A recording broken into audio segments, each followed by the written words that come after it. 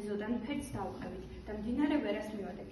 აბა ფეხში შველია, მე ახალი ფეხსაც მელები, ახალი შარვალი, ახალი თეთრი პერანგი მაცვია.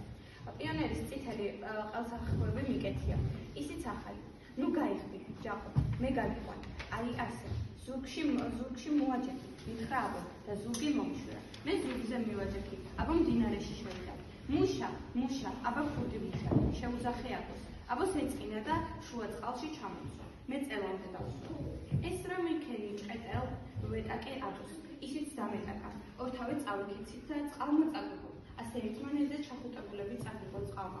მივყავართ წყალს მე და აბო თავ. სულ აიცი? მეკითხება აბო. არა, პასუხე მე. შენ?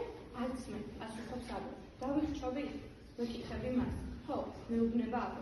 წყალს მივყავართ თავქვე მე და აბო. სიტყვთან მტკვარ შეუერთდი. ახლა მტკვარმა წაგიღო. ცივა? მეკითხება აბო. არა, მეუბნები მე. მტკვარი ისეთი თბილია, დახჩობის აღარ მეშინია. ვაიმე, დედა ავად არის, რომ დაიხრჩო, ხვალ ნაგავი, ვინ უნდა ჩაიტანოს, გახსენდა აბოს და აკეთდა. მე რომ დავიხრჩო და ხვალ სკოლაში არ მივიდე, დედა გაგიჟდება. გამახსენდა მე და მე ცავდები. ტირით მე და აბო, მტკვარს კი მივყავართ ქვევით. აუ, უკვე თბილისი გავიარეთ და დიდ მინდორზე გავედით. უცებ კივილი მესვრის, მტკვრის მარჯვენა და მარცხენა ნაპირზე ორი თმა გაშლილი ქალი მორბის. აბო, ავთო, გვესმის მე და აბოს. ეს აბოს დედა, მეიდა სარა, ეს კი ჩემი დედა. ავთო შვილო, კივის დედა ჩემი. შვილო, აბო, კივის აბოს დედა. მე და აბო კი მივყავართ მტკვარს თავქვე. მტკვარი თბილია, ისეთი თბილია, როგორც დედა ჩემის ხელი. მე და აბო ჩახუტებულები მივდივართ მტკვარს სულქვევით და ქვევით. გავიარეთ მინდვრები, მერე ტყეები, დაიწყო. მერე ისევ მინდვრები, ისევ ტყეები, ისევ მინდვრები და უცბად გამოჩნდა უზარმაზარი ზღვა, დიდი ზღვა. აი ახლა შემომტკვარი ზღვაში და მერე ვინ იცის, სად წაგვიყვანს მე და აბო ზღვა. აბო, ავთო, გვესმის კივილი ნაპირებიდან და მტკვარი მიადგა ზღვას. აბოს დედა და დედა ჩემი შევედნენ წყალში, კალთები გაშალეს და მტკვარი გადაკვეთეს.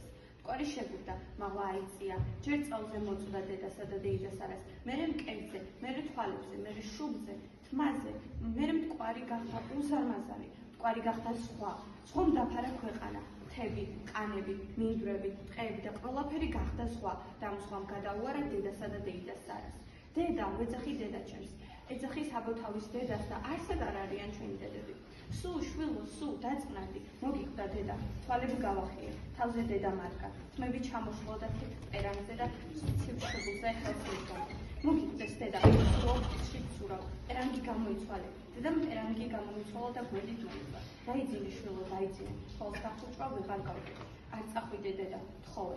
არა შვილო, რა იყო? დედა რა დაგესიზმრა? არაფერი, ოღონდ არ წახვიდე.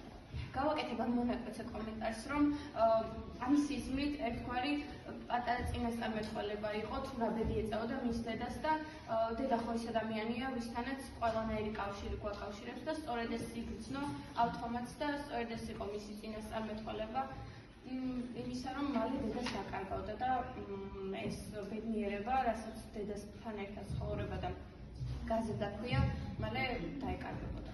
მადლობა.